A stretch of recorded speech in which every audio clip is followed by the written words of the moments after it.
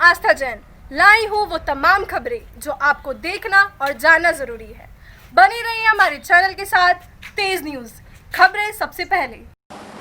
गद्दार इसलिए है कि किसानों का कर्ज खा गई है बीजेपी की सरकार, उसके साथ आपने गद्दारी की किसानों के साथ, इसलिए आप गद्दार हो। आप गद्दार इसलिए नहीं हो कि कांग्रेस की सरकार आपने गिरा दी। आप इसलिए गद्दार हो कि युवाओं को बेरोजगारी के माया जाल में फंसा दिया आपने, इसलिए आप गद्दार हो।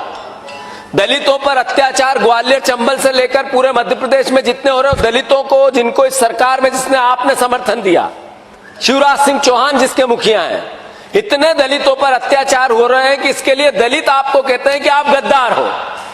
आप इसलिए गद्दार हो कि अतिथि विद्वान और अतिथि शिक्षकों के लिए एक शब्द नहीं निकला, 63 लोग आत्महत्या कर गए, उनके लिए आप गद्दार हो। गद्दार शब्द से इनको नफरत है, घृणा करते हैं, बोलते हैं कि मुझे गद्दार कहते हैं। टीवी पे मैंने देखा, कौन कहता है गद्दार इनको गद्दार कहते हैं प्रदेश की जनता।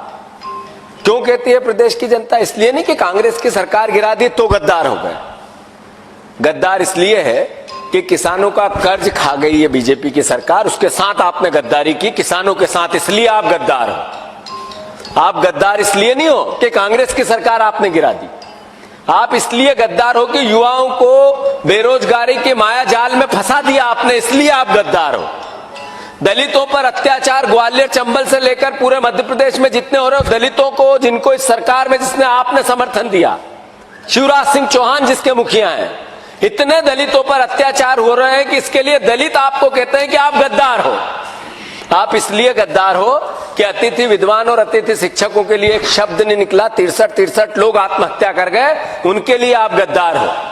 आप गद्दार इसलिए भी हो कि जनता के लिए जो शुद्धि के खिलाफ युद्ध हो रहा था, जिसमें आम जनता को फायदा था, 100 रुपया 150 यूनिट बिजली मिल रही थी, उसका जो समाप्त हो गया, वो परिवार का साथी जो माफियाओं के खिलाफ ग्रसित था, उन सब की भावनाओं का कत्ल किया, इसलिए वो सब आपको गद्दार कहते हैं। तो मैं मानता हूं कि ये आज उनके खिलाफ ग्वालियर चंबल में जो बड़े स्वरूप में, इतनी बड़ी तादाद में आज तक किसी व्यक्ति का विरोध ग्वालियर चंबल में नहीं हुआ।